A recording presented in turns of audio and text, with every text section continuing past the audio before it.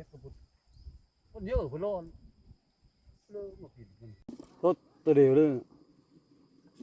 ยังบนนึงยังผายอยู่นี่ป้าไปเบิ่งกันสบายดีหรือว่าสบายดียามเช้านั่นทุกคนวันนี้ก็พอโหดเลยออกมายามเบ็ดหรือกู้เบ็ดที่พอโหดใส่กูว่านอยู่นะมันมีทั้งเบ็ดป้อมแล้วก็เบ็ดขั้นได้เนาะใช่เอ้หน้าเขานี่แหละมันสิมานหรือบ่มานเนาะทุกคนเราจะคนติดตามเบิ่ง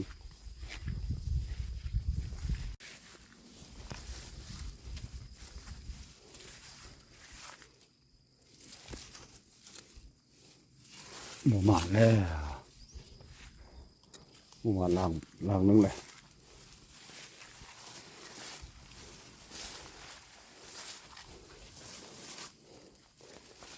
ลุกว้า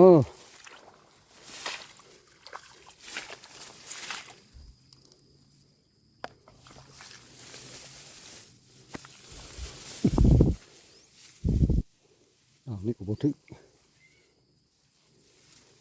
โอ้เนื้อเลือกก็ป่านะ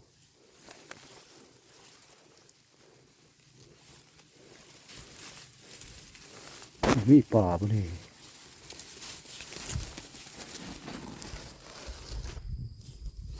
สองล่างแล้วบ่ได้นะ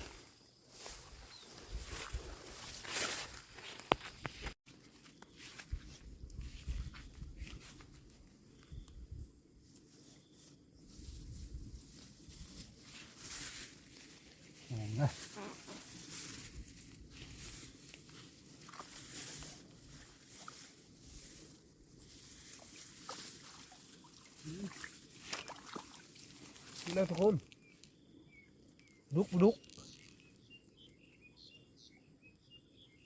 มาตัวนึงแล้วโอ้ห้อง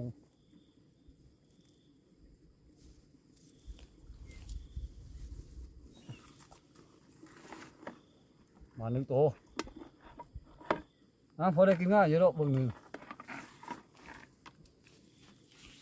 ตั้งมันดีกว่า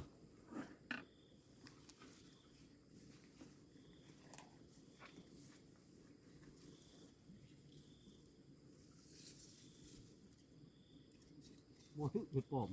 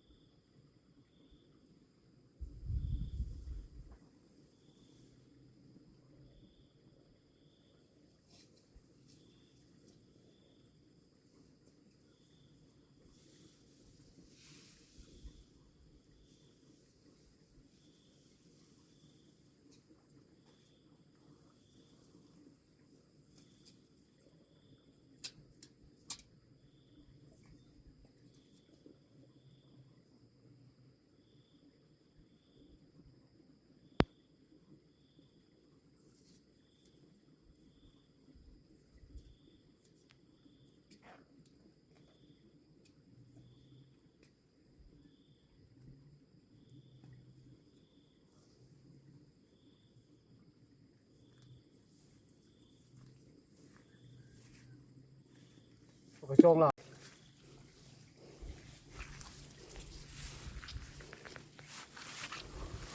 น้อยไอ้ตัวเดียวดูบ่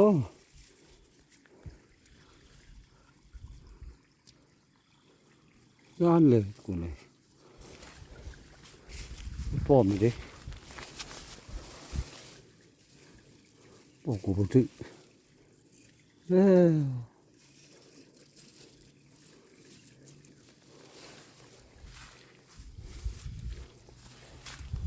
อะไรวะนี่ดิ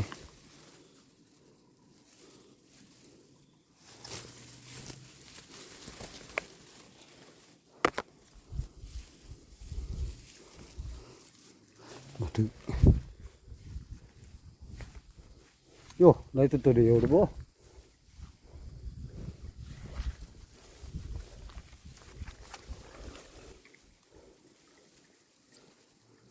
อุ้ยป่าเลย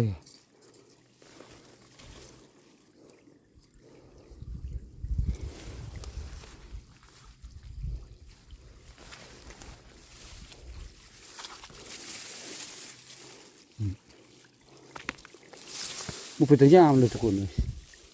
ถ้ามันไม่มีในหากินเลยเฮ็ดไป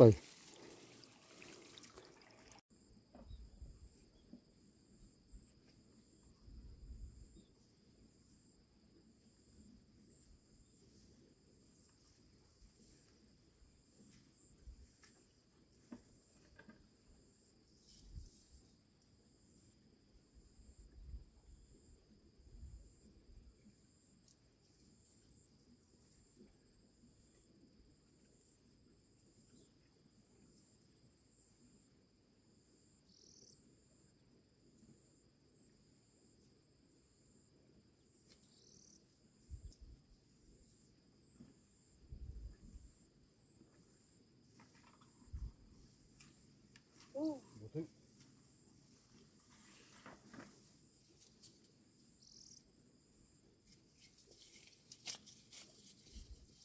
เฮ็ดป้อมแห้งบ่ถึง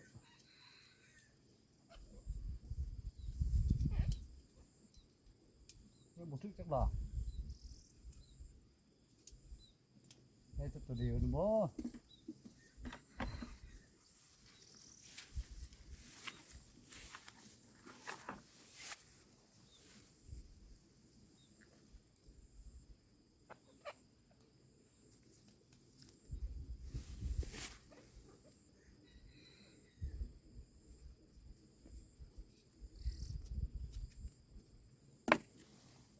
แห้งคิดจะได้เฮ็ดป้อมแห้งบ่ได้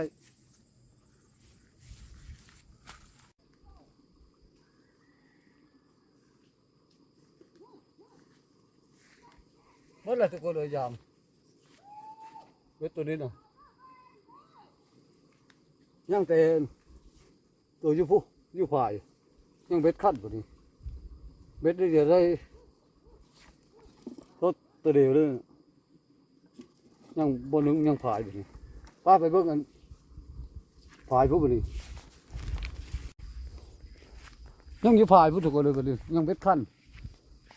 เบ็ดป้อมจะหมดแล้วกันตัวนั้นเราบทุก็ได้ตัวปลาดุกตัวเดียวเลยก็จะได้ปนง่ายบ่พอลงมากินข้าวอยู่หน้าวันนี้ต่างเลี้ยงงูเลย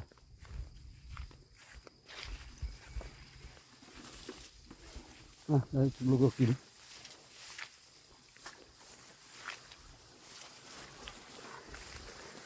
ยังเบ็ดขั้นที่ฝ่ายอยู่เลย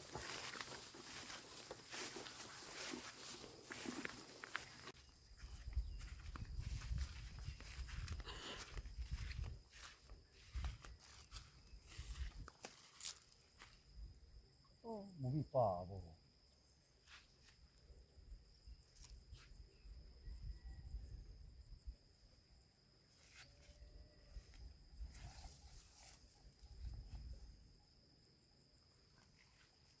บเป็นพวกกูซื้อเป็นขั้นกูไม่ได้เป็นแต่กว่าตัวเดียวนั่นบ่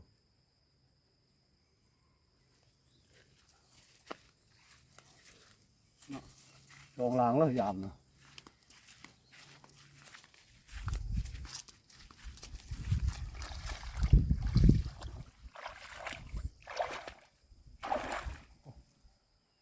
เด็กกระปุกคนเยอะคนร้อน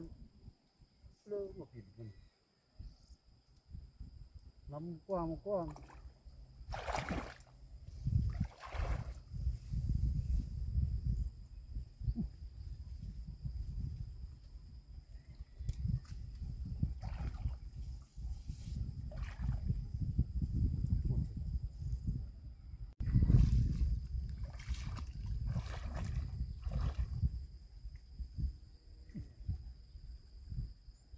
แง่จูหาย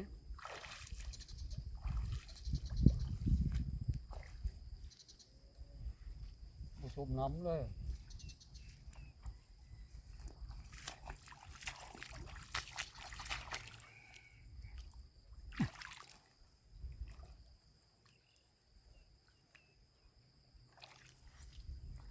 อนล้างนึกเลยตีเลย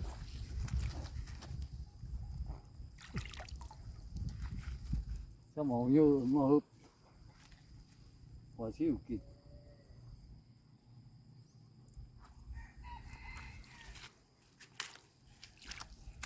ได้กระป๋าตัวเดียวแล้วพ่นหมดทั้งนั้นเลยปกติ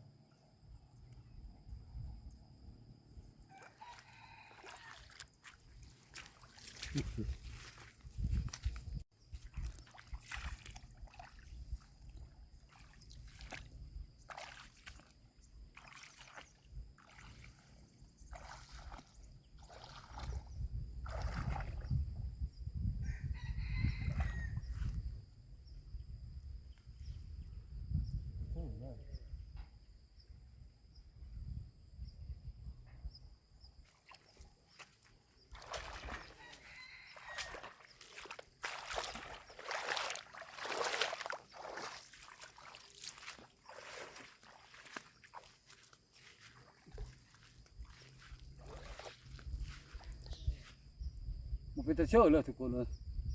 แห้งหมดทุกหนองนี่นะ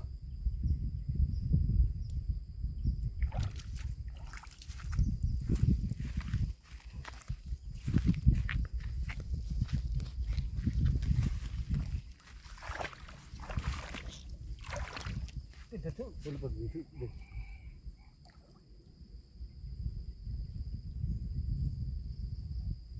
อยู่ห้องโบราณ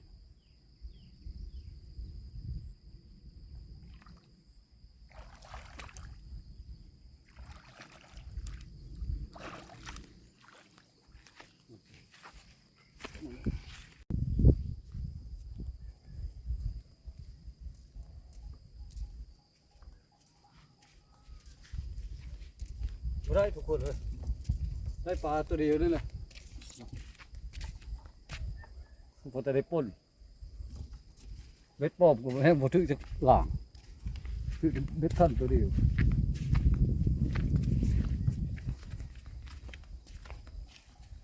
วันนี้พอโง่ให้กินข้าวก็จบไปได้ทุกคนคลิปหน้าพบกันใหม่